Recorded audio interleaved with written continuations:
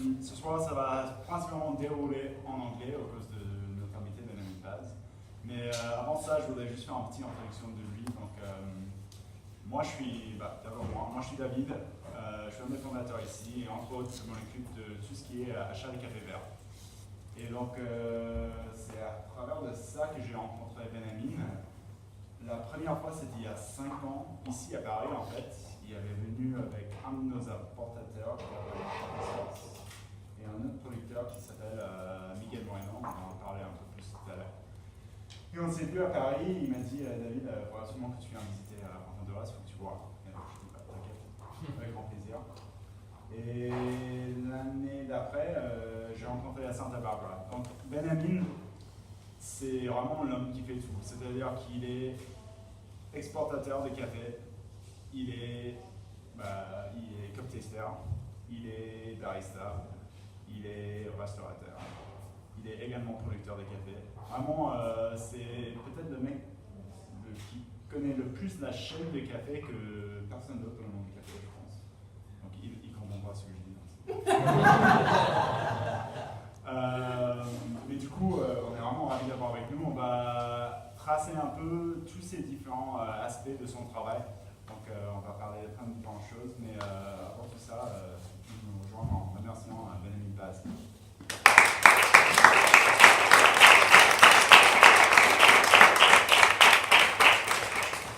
So, Benjamin, basically, I just said you do everything.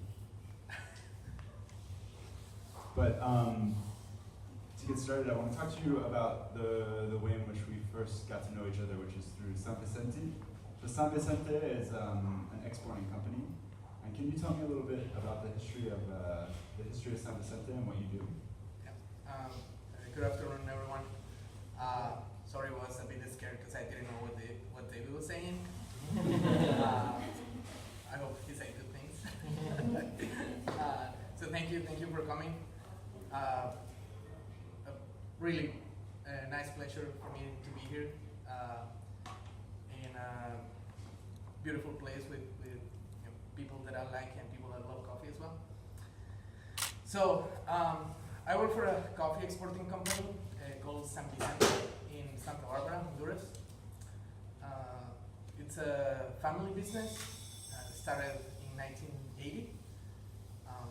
My father started it, and the main purpose of the business is to buy coffee and work with farmers and importers and roasters in different parts of the world. No, everybody speaks English.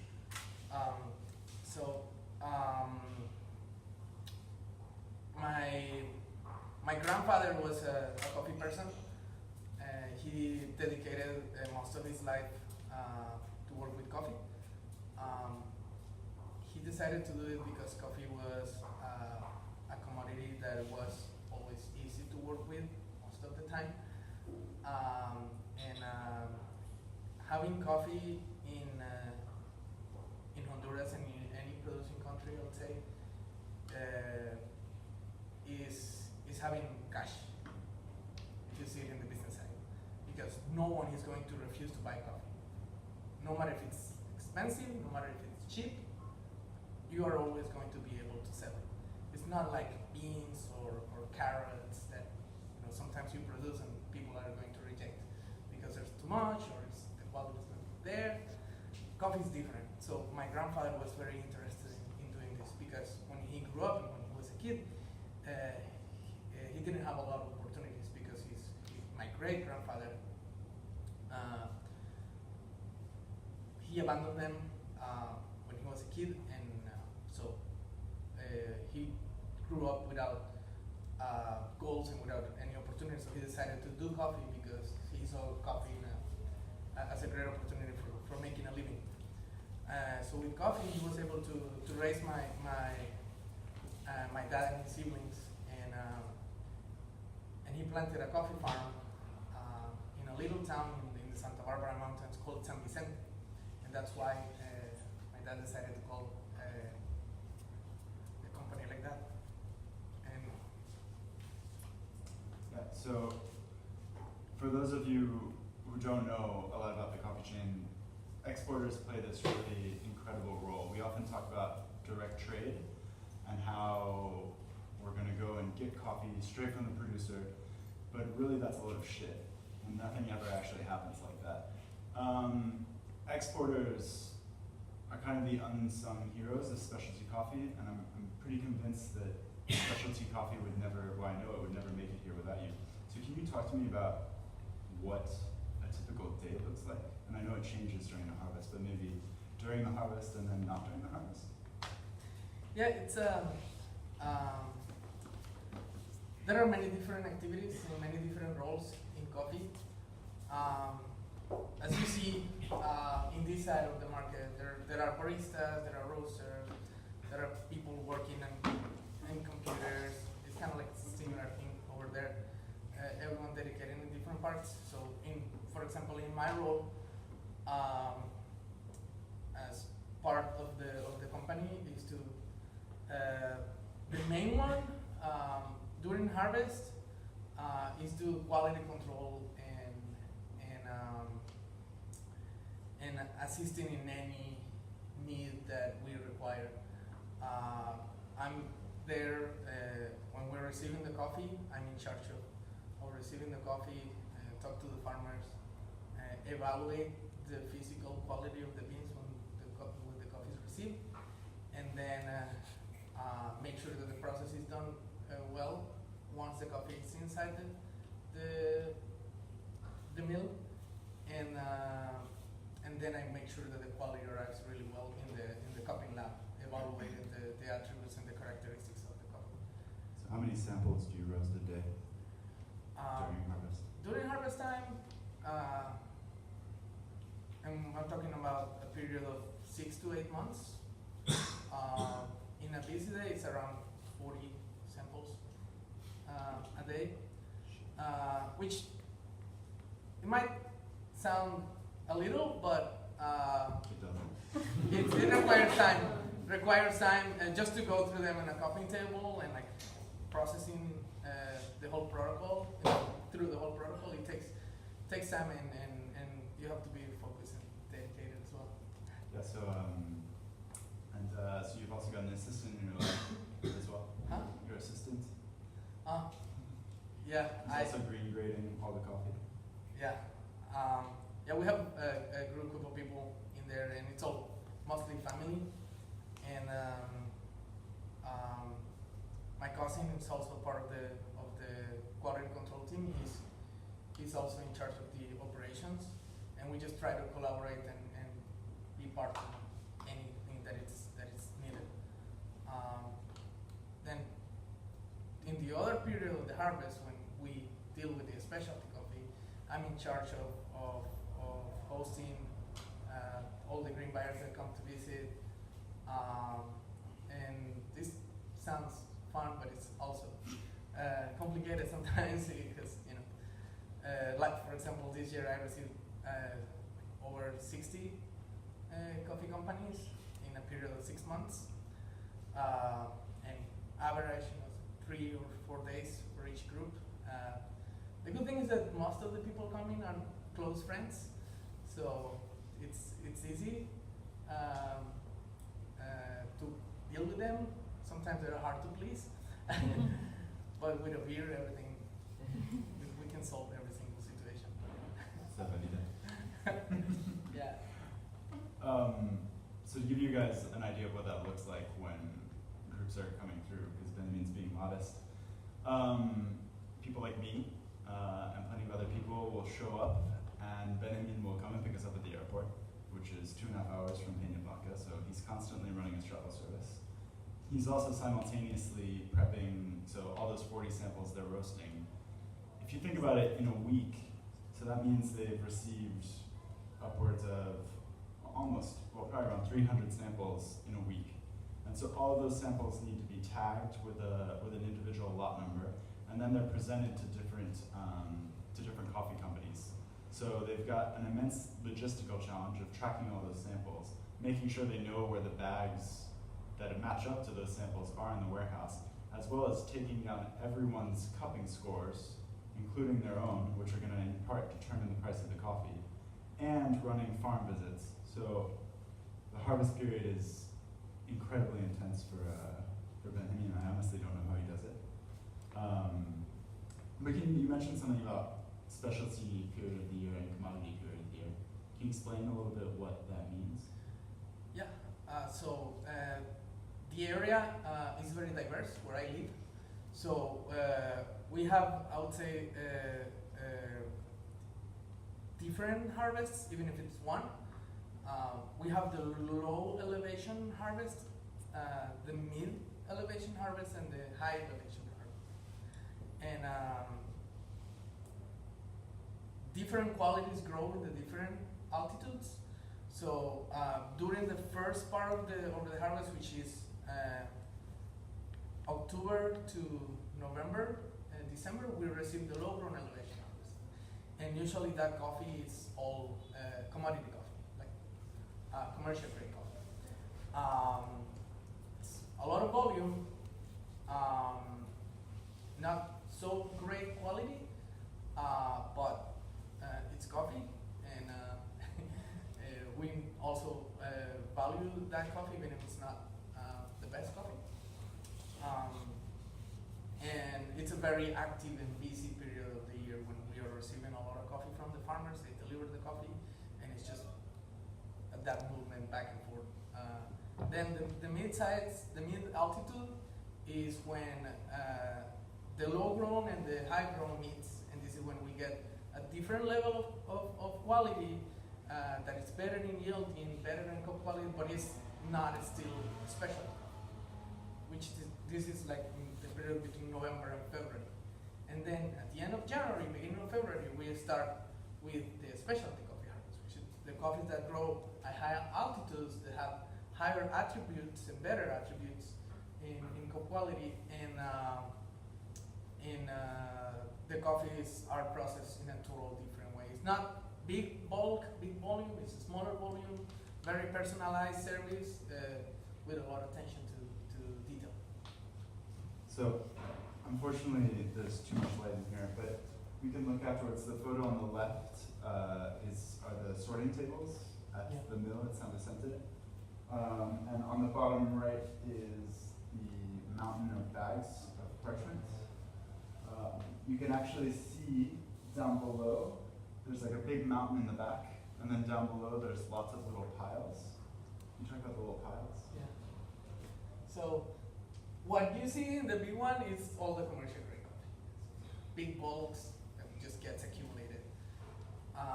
And down below you see the tiny little lots, those are the micro lots that we call.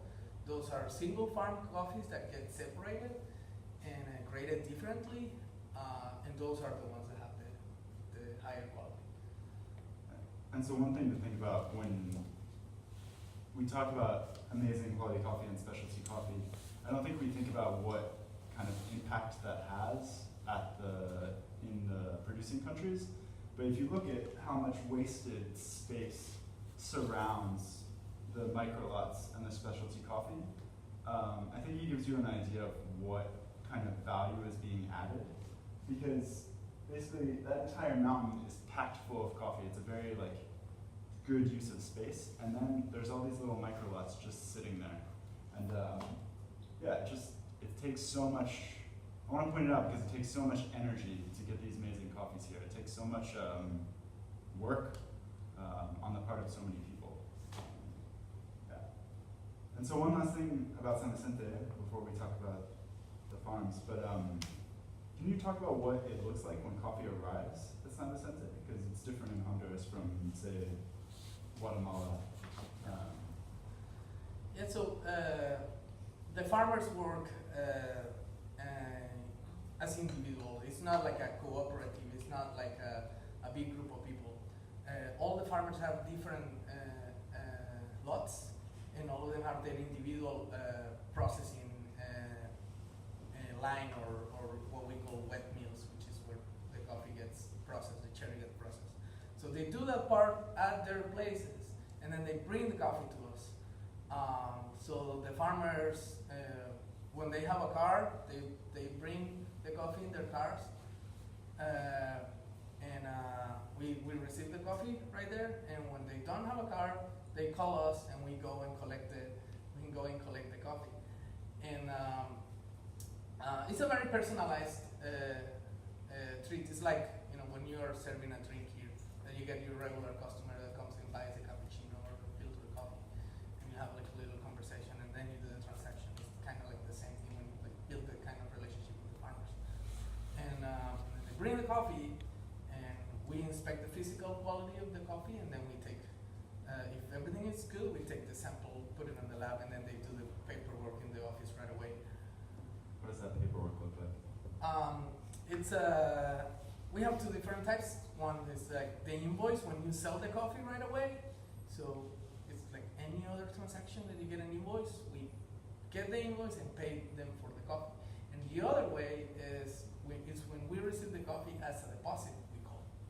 When we are either keeping the coffee and selling the coffee to a buyer, in this case like Belleville, for example, or they deposit the coffee and they wait for the market to go up and have a good opportunity to sell it if the market moves. This is kind of like a service that we have when farmers are trying to sell coffee as well.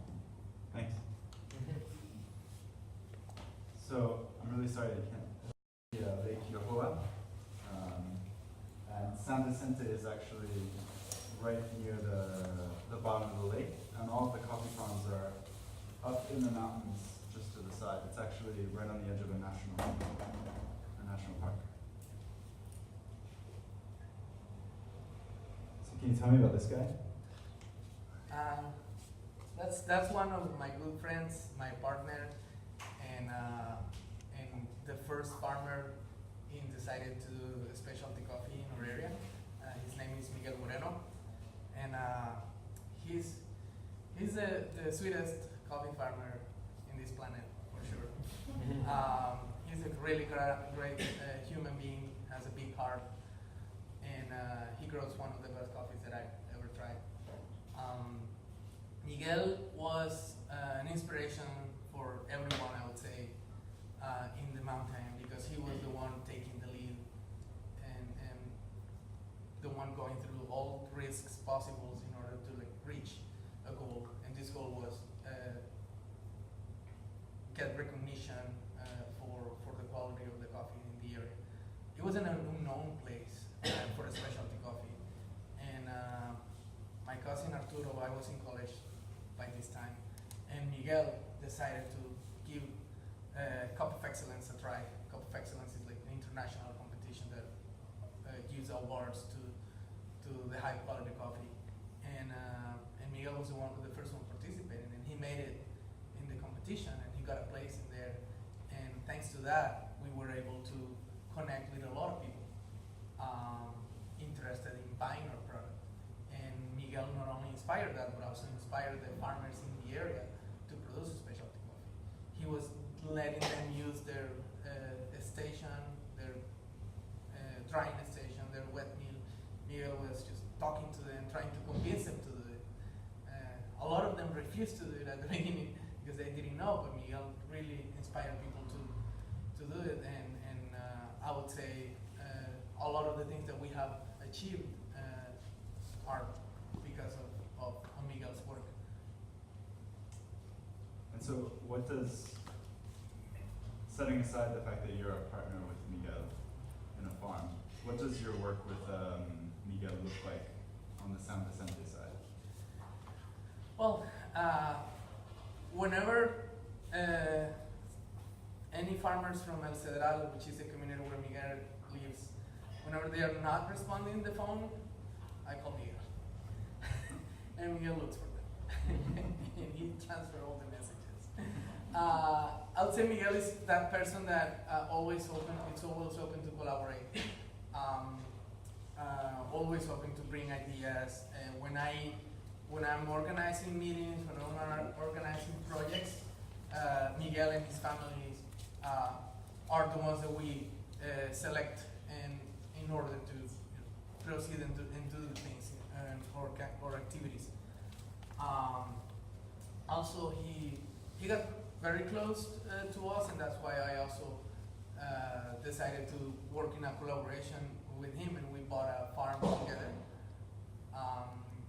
And Right there. and that's it. And that's Miguel, always smiling. Yeah, it's I really enjoy to work with Miguel, and not only because he's a good farmer, but also he's a great person, and I don't think there's better thing than working with the people that you like. I totally agree. Miguel's amazing. This is a photo of Nathalie Bautista, who some of you may know because of his coffee that we also serve. Talking about Nathalie, can you talk to me about some of the assistance you give to farmers sometimes? Yeah, and Neptal is a special one. He was one of the farmers that it was hard to convince at the very beginning. But at the same time, he had the highest potential to produce amazing coffee. And yeah, it was kind of like a hard head at the beginning. And so last time we were at Natalie's farm, we were standing there talking, and then all of a sudden you started digging in Natalie's earth and talking to him. What were you talking to him about? Well, when I go visit them, this is something that I do often. I see things that they are doing and things that they can improve, or things where they can get advantages. And one of those was the quality of the soil that Neptali had. And he has a very specific section in his farm that he was about to abandon. And I convinced him not to do it because it was just a little bit of an input that he needed to do in order to recover the lot. So I told him. Can you say what you mean by an input? Yeah, he looked at the old trees and he wanted to get rid of them. So I told him that instead of getting rid of the trees, he could just apply some extra fertilizer in the soil, do a little bit of pruning on the trees, and then he was going to recover it instead of getting rid of the farm and start over again. That it was going to cost a lot more and it's going to be more time. And for many years he didn't do it, but he finally did. and he's very happy because the farm looks totally different. It's completely renovated and it has a lot of potential to produce high quality coffee again. And I think that coffee is going to be here next year because it's going to produce again. I can't wait. And I think that's, before we move on to Benjamin's farm, I think that's kind of one of the other pieces that an exporter does for the producers is they provide a lot of agronomic experience. Nathalie, being a farmer is very labor intensive. You guys can talk to Sima about it. And so having external help to be able to optimize a farm is a really big deal. And that's another thing that San Vicente provides. Yeah. You got something else to say? Yeah, it's as I say, things get very personalized, and every farmer has a very different style of working and doing things, and all of them have different conditions, different capacities as well. So we try, to help and pass the information, and try to make them, produce better. That way they can live better, and we try to be there, telling them how to improve, because sometimes to have access to information is well, it was hard. Now we have a really good network down there, and it's kind of easy. But at the very beginning, wasn't that easy. So it was important to have presence in there. And I'm not an agronomist, but working for many years on the field with the people, you get to see, understand, and learn about some things. And sometimes we value coffee as any other product. At the very beginning, we were planting coffee like planting, I don't know, cabbage evaluating it, we're learning how to process, how to treat the trees, and how to make things taste better, because that's what you guys are drinking. So, yeah. Farms. Yeah. Just two. 3 now. 3? Okay. 3 farms. Let's talk about. Do you want to talk about the orchidea first, or do you want to talk about the vocal? Yeah, the first one. Alright. So l'orchidea is a farm that Benjamin has with Miguel Moreno. To situate you guys, so you're up on this tropical mountain in the forest, and there's this ridge line running along, and there's a extremely steep drop off. Probably, how far down does it go? It's big. Yeah, like 100 meters. Yeah, 100 meters down. And do you know what the grade of the slope is? It's probably at least like 45. But It's very steep. Like you can't. Yeah, it's more than 45 degrees. You could, when you're standing there, you just kind of start sliding on the grass down, and you have to kind of grab onto the trees to keep yourself from falling down. So if you can imagine that, that's where Benjamin's farm with Miguel is. And so what kind of varieties did you plant there? Well, I just to give a little bit of the background of the farm. It was a good deal. It's really hard to find land in that section of the mountain because specialty coffee became a popular thing. So Miguel called me like at 9 p.m.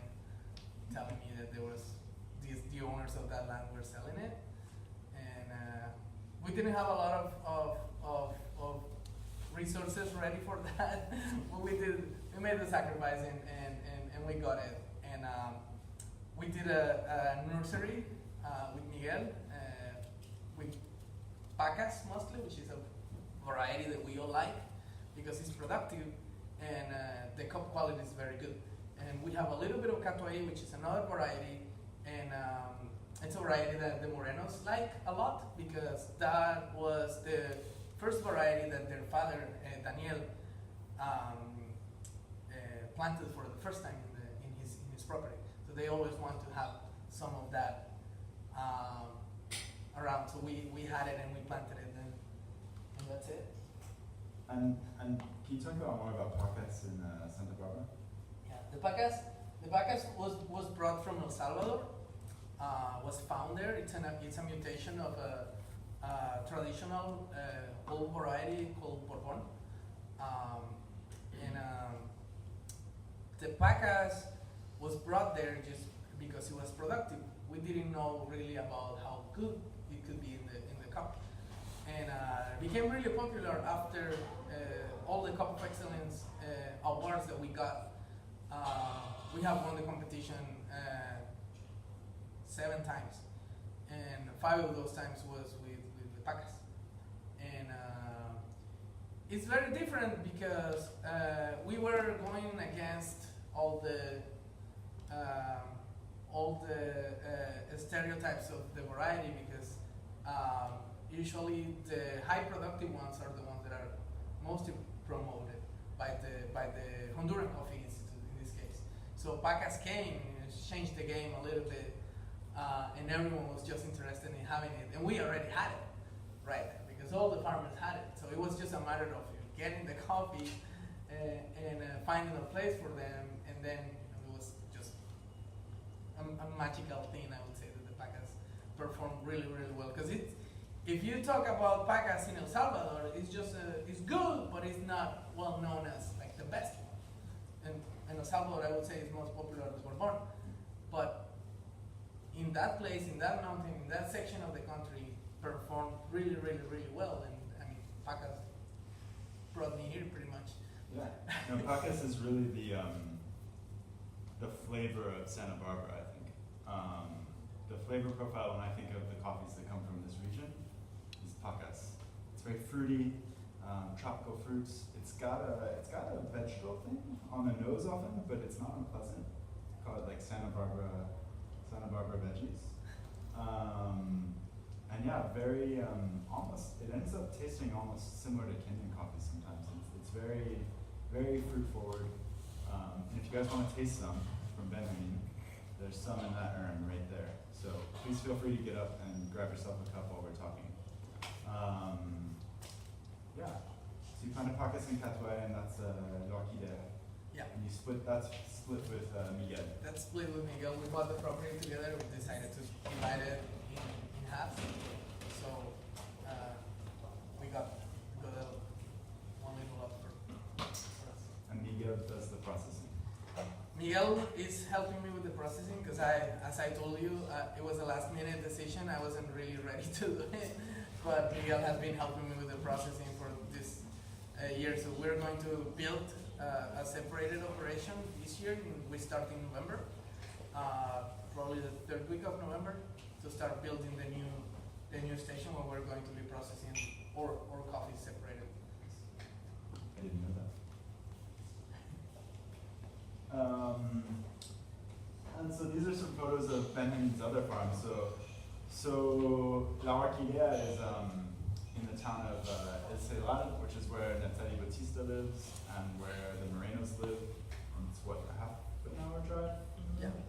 It's a half an hour drive from the mill, basically straight up into the mountains.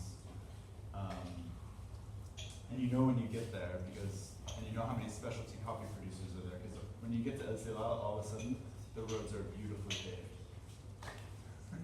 You're on a dirt road, and then all of a sudden it's beautifully paved. No?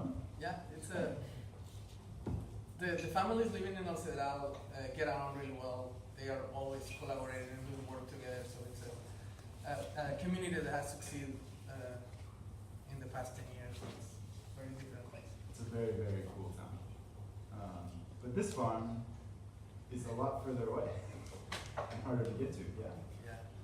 Yeah, that's my first one, and this one also wasn't in the plan, and it got me in trouble a little bit because it was quite challenging, and it's still challenging because when I first went there was no road, so we had to walk a lot to get over there, and I was traveling with visiting the neighbor, Edgardo Tinoco, who won Cup of Excellence. And I went to visit him, and I was traveling with a couple buyers. And Edgardo told me, hey Benjamin, there's a land being sold in the other side of the hill. Do you want to go and check it out? And I went, and I saw it, and then the coffee buyers that were with me, they convinced me to buy it. You should get this, and this is really good. And I was like, I don't know. And I didn't really know. I was working with farmers. I was doing all kinds of things with coffee, but never experienced, what was to be a farmer.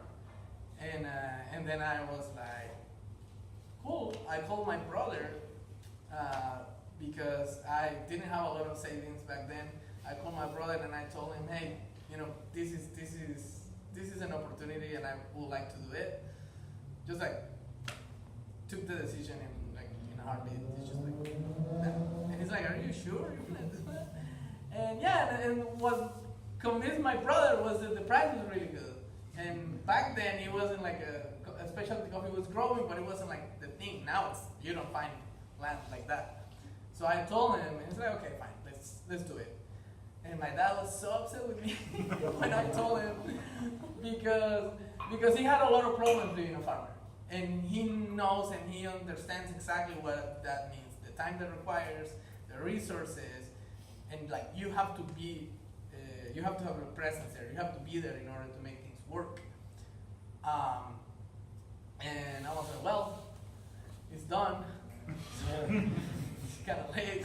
I purchased it right before I told him. And then I got it and I planted it with the varieties that people liked and the varieties that I wanted to plant as well. Do kind of like a little bit of research there, and it happened, and now it's producing. So what varieties do you have?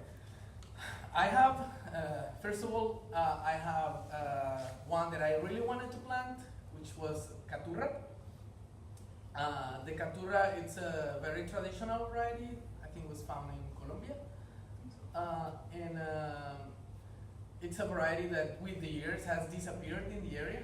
So I wanted to have some of that and see how it would develop. I planted Bourbon, which is also another traditional one, and it was the first variety, supposedly, to be the first variety that went to America. So I wanted to have that. I planted Pacas, of course. Some Catuai also based on a request of some friends that wanted to taste Catuai. And also I planted Paranema, which is a hybrid that is disease resistant, and we found it to be very interesting in the cup quality.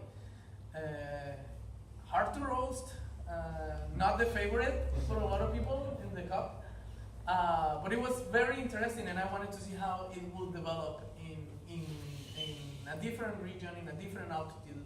So I planted the variety there, and it has been weird and good so far, because attracts people. This is pretty good. Yeah, attracts people because the profile is very interesting. It's very different to like the rest of the coffee. That doesn't mean that it's the best one, but it's different, and that has a place in the market. So. And so your dad's right. Farming is a lot of time. Yeah. So how did you figure out how to do that? Because how long does it take you to get there now? It's like 1 hour with the road. Before it used to be 2. And it's 1 hour on a road when it's not raining. When it's not raining, that's the other thing that you cannot access there when it's rainy season. And in Honduras, in that part of the country, it rains for like 9 months. And because it's like right in front of the Caribbean, it's like 1 hour and a half. My town is 1 hour and a half from the beach. So it's the mountain. You can see the mountain ranges over there, and the last one over there is like right behind that one, like 50 kilometers after that, it's like the ocean is right there. So you get a lot of tropical, so that creates the perfect climate to like have a lot of rain, pretty much every year. So the road is very steep. We were not able to get a permit to build the road legally because it was a very rough area, because when you want to do that, people go and check the place and they tell you if it's good or not. But finally we convinced the mayor of the municipality, but he said, but you do it your way, we are not going to collaborate with that. So we did it, and it's not the best road, but at least we can get there during the harvest time, which is March and April and May, and sometimes we can go in September and October. But it's not the kind of, it's scary a little bit. A little bit, but you know, we needed it in order to have it, and I did it mostly because of that guy. So who's that guy? That's Elias Mesa. He's pretty much the owner of my farm. He's the one taking care of everything while I'm talking to people and friends. And can you tell me how you met Elias? Oh yeah. When I was in college, I finished high school quite early. I got in college and I was 16. Because there was a point in my life when I liked to study. That finished quickly. So when I went to college,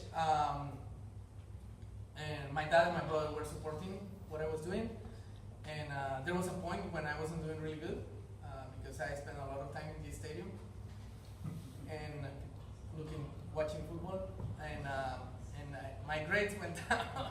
And my brother told me that I needed to find a job, and in order to like pay for my college. I was 18 and young. I think we all go through the process at some point in our lives. So I started working in this construction company, and I was in charge of managing the budget and the purchases of the materials, and assisting the contractor. And I got this job with my cousin, because she's an architect, and she helped me.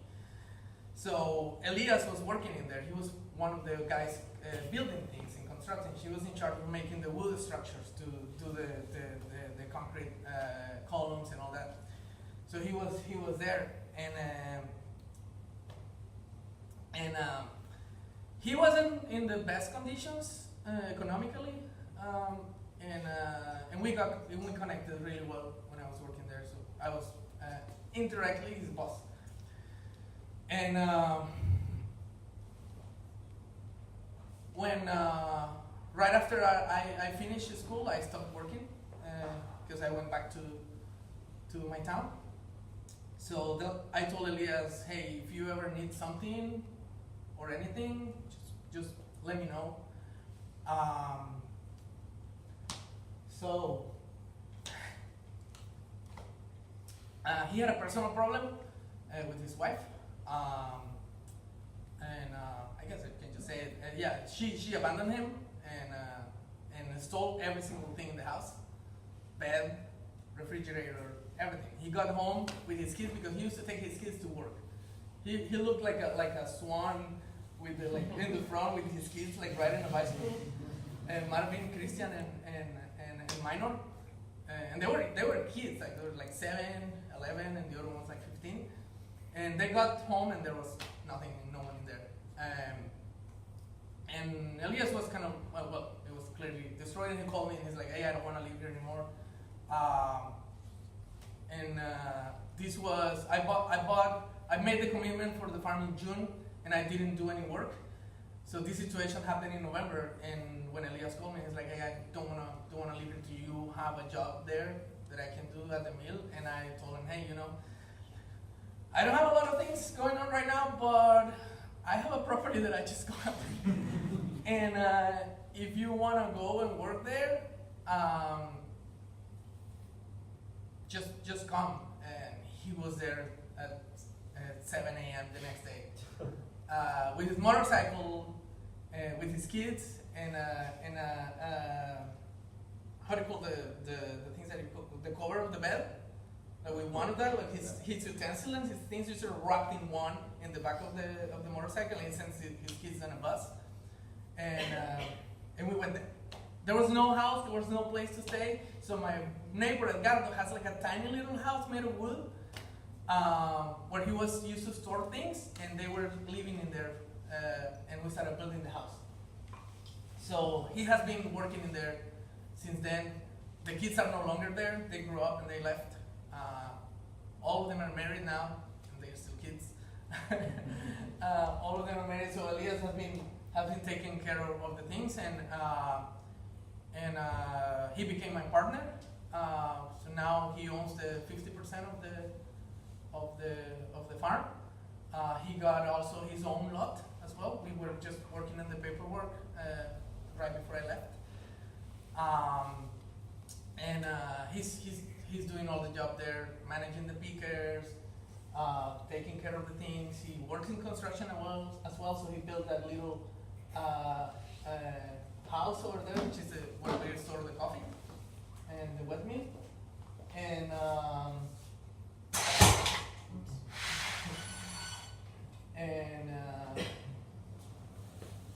you can see he likes details because the top of the window is kind of round. It's really cute. So I did that, and yeah, thanks to his work, we're able to harvest the coffee. He works a lot, and yeah, now we're going to be, now that we got the documents and all this paperwork, we're going to be able to sell his own coffee as well soon. So yeah. Same. So, talking about Elias building stuff, what have you guys? Can you talk about what you built on the property and what? I know some of it's still being built, Yeah. But can you talk about what you've done and how you've kind of imagined it?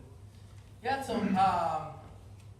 I like planning. I like imagining things, and I like drawing as well. So I picture my farm and I picture it, how it was going to be and how it's going to look, and Elias, made it look exactly like the way I wanted it. We built 2 houses. The house where Elias is living right now, we built another one where we are going to have people living and helping us work. It took a lot of time to do it because we were just waiting for the right day to go, and we finished it now. In that picture, it wasn't done. You can see it right behind me on the back. So it's not easy to take people over there. So we built a house, and they are going to stay there during the season. What's the processing like? Of The processing station. And the processing station is right over there. We also built that one. So what we do is build some tanks, cement tanks, where we process the coffee and ferment. There's also a water tank right behind it, because finding water is also a challenge, and you need water in order to produce washed coffees. So Elias also built the tank and build that little warehouse where we accumulate the coffee on the top, and then we drop the coffee into a hopper, and that hopper goes into the deep hopper, which is the machine that removes the pulp out of the fruit. And Elias built all that, and we're still working in some details to help the process be better and easier for the people working in there. And so, I don't know if you guys can see, but it's built up on a slope, and so everything works through gravity. Yeah. So the coffee cherries come in the top, they come through that little house, they get pulped, they come down, and then they get taken to the drying beds. Yeah. Just over that way. And what happens to the pulp? So what we do with the pulp is we accumulate it, and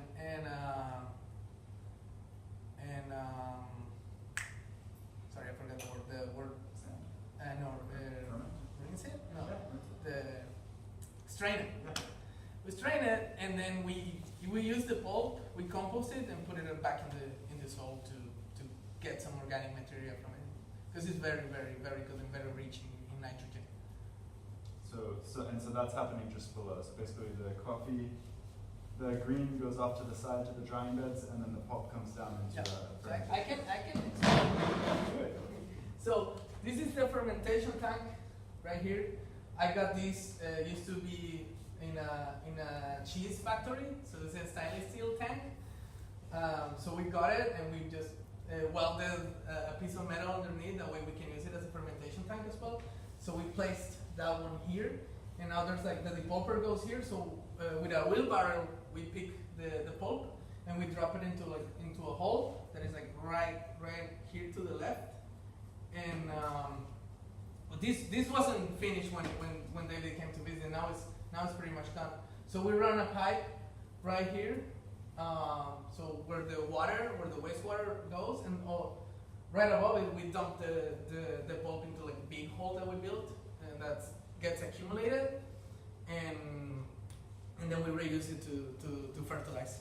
Thanks, man. Doesn't suck. So, in addition to talking to people in Paris and being an exporter and being a farmer of 3 farms, Benjamin also runs a cafe and roastery in all of his free time called El Dorado in Peña Blanca. So can you talk to us about why? So yeah, you're gonna get to know a lot of who I am and why I am like this. Yeah, another thing that I didn't need in my life, but something that was really excited about, and another idea that came after meeting people who work in coffee. It was to have a coffee shop, and just the idea came to my head, and I did it.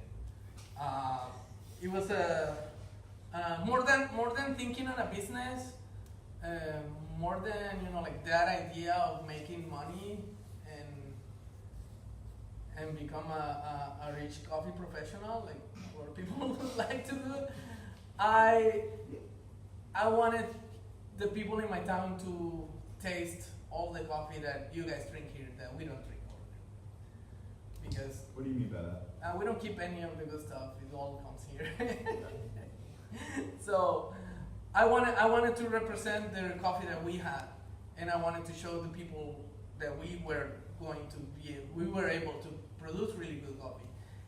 And I'm going to be very sincere with you. No one really cares about quality coffee in my country.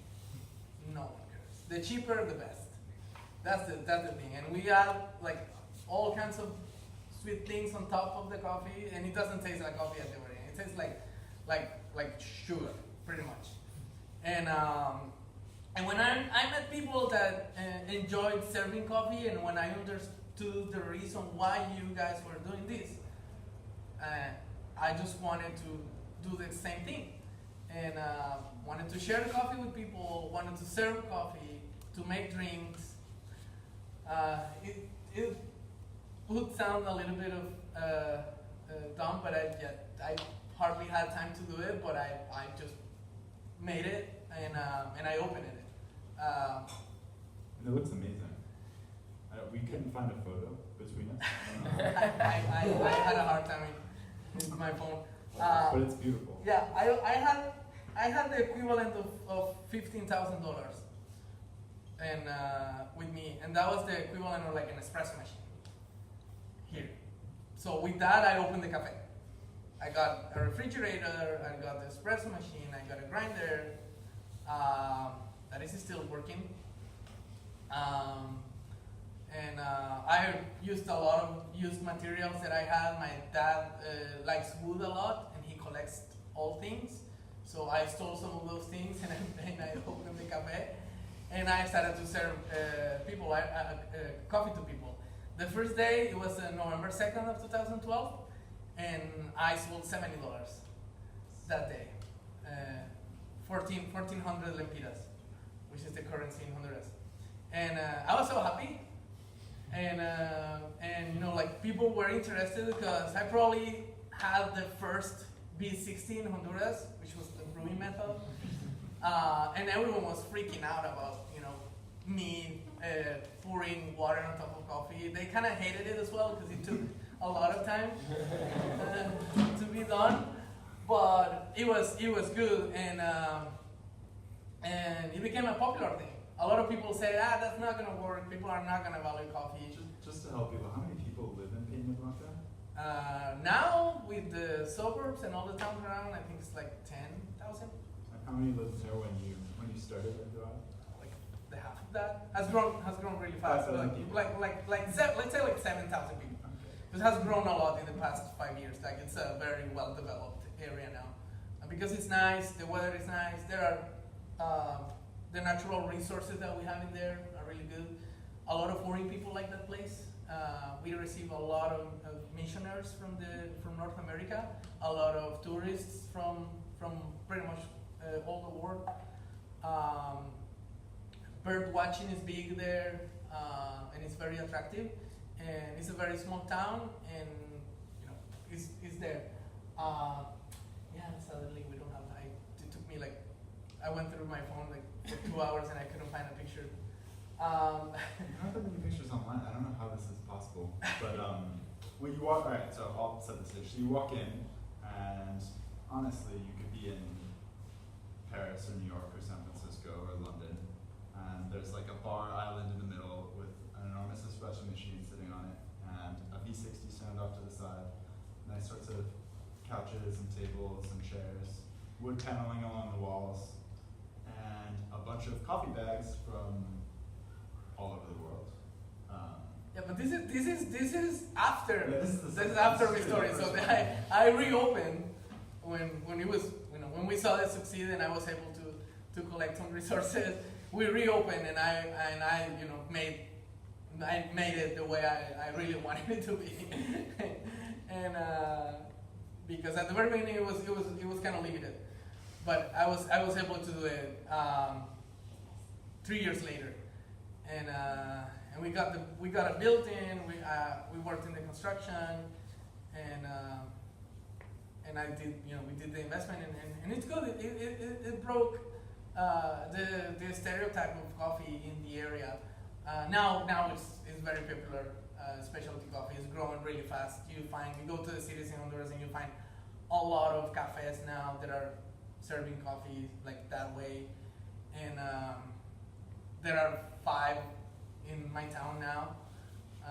There are a couple that have the exact same menu, which is funny, but at the same time, it's that tells me that we did something good and people want to replicate it, and I don't see any negative things about it. It's just inspirational, I think, and just pushes us to do better.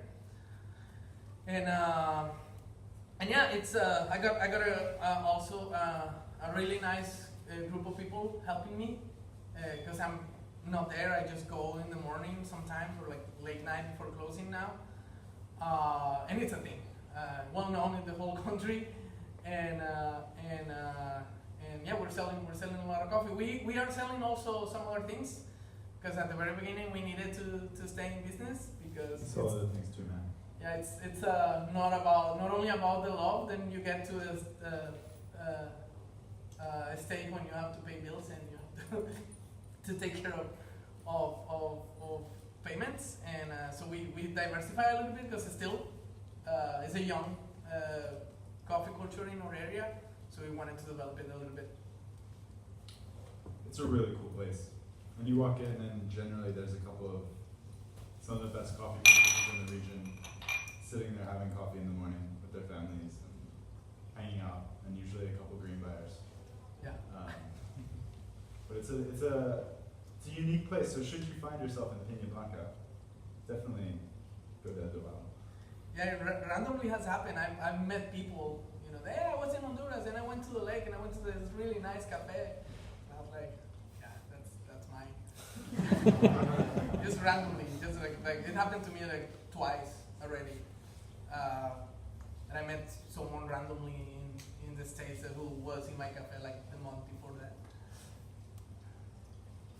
Hi, man. Yeah, that was a picture of the roaster, and Because you've got a new project. Do you want to tell people about your new project? Or upstairs. Oh yeah.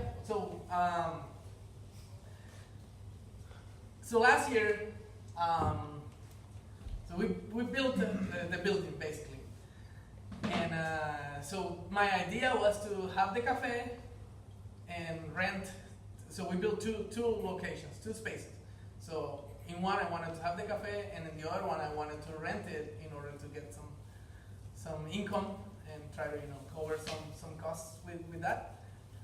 But I decided to do another thing, and what I wanted to do is because we showed the people the coffee, right, and they understood what the specialty coffee was and how different it was from drinking lower quality coffee, but became really popular.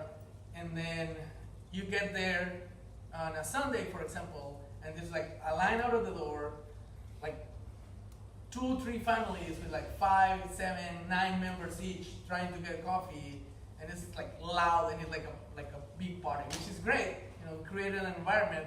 But at the same time, there's a lot of people there trying to understand the coffee, and there's not really a chance. It gets really busy. Like baristas are just running back and forth. It's not like that every day, but it's busy enough to like keep our attention in the cells mostly now. But what I wanted to do in this separated space is to again highlight coffee and take it to a different level. Show processing. Train people, open a tasting room. So I'm working on it. I stopped working in February there, right before the harvest, because I needed to cover the other things that I'm doing. So right after I get home, I'm going to start again because the harvest is almost done. So I'm going to create this space when people are going to see how the process is done, understand a little bit about the quality control protocol, about specific details on the processing, about how cultures like yours value the coffee, and reasons why we should value the same way as well. Because for us it's patrimony. It's like the second biggest product in in our country, 1.5 million people work directly in coffee during harvest out of a population of 8 million. And a lot of people don't care about it. In other countries, people care more. If I try to do something like this in Honduras, I might get just like a couple persons interested in doing it. So we want to change that. We want to have more people involved. We want to give also a service of training people. People who want to open cafes, want to learn about coffee, want to learn about roasting, about brewing. Just do it and twist the way we serve the coffee. Thank you. Just stealing ideas from Belleville, pretty much. So I want to give you guys a chance to ask some questions if you have any. But I just want to say, I hope when you guys drink Benjamin's coffee, you think about all this and everything that he's actually working on in Honduras. And yeah, I hope you guys enjoy it. I think we at Belleville, we feel really fortunate to have been able to work with Benjamin for this long now, and to call him a friend. So yeah, so thank you, Benjamin. Thank you.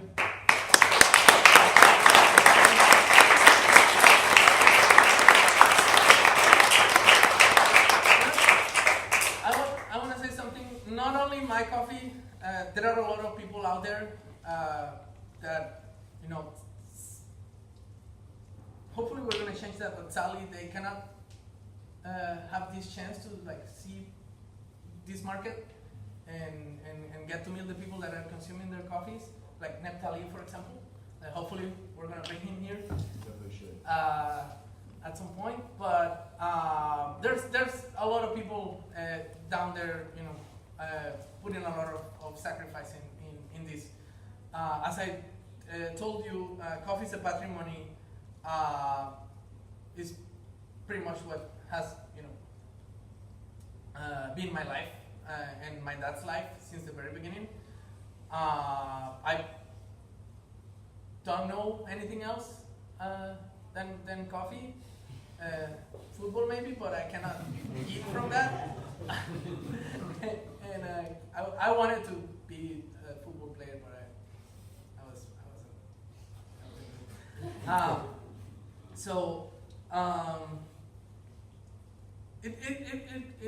It costs a lot, and working with people like you, and I'm gonna be open and speaking in general.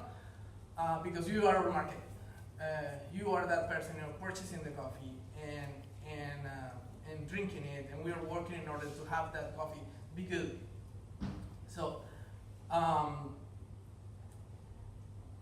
we feel grateful that we have people valuing what we are doing and being respected, because that's also a thing. That we're getting a recognition. Farmers know that their names are written in a bag.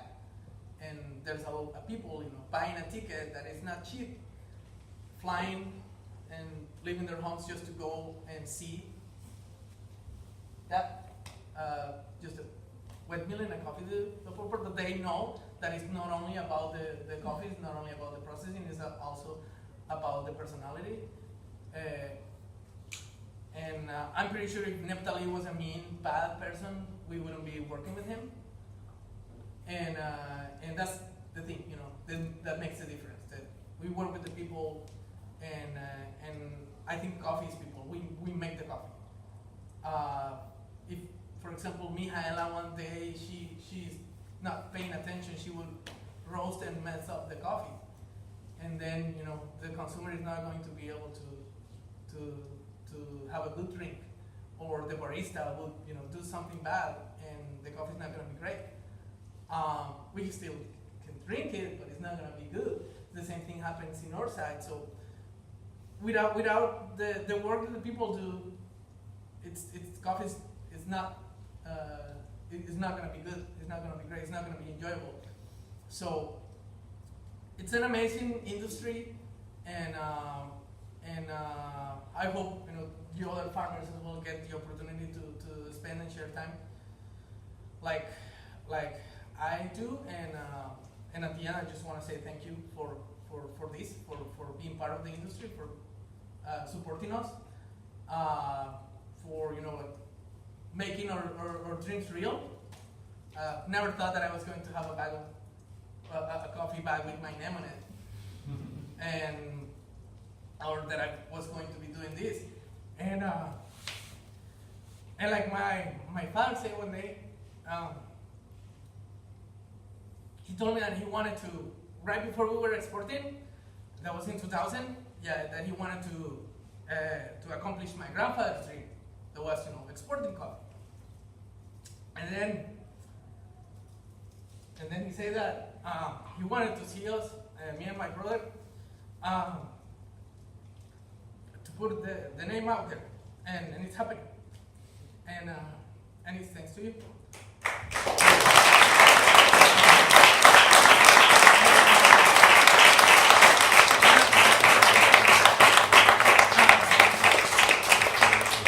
And I'm the only one, and there are 300 more farmers in the mountain doing the exact same thing that we're doing. Working in the coffee, putting in a lot of love, putting in a lot of effort, raising their kids with this. It's not charity. A lot of people take it as charity. It's not. You're gonna get an invoice. Sorry. But it's true. It's true. I don't wanna like to make it look like that, because there's people working for this, and they are getting rewarded because of this work. And it's good, and I think we all enjoy it the same way. And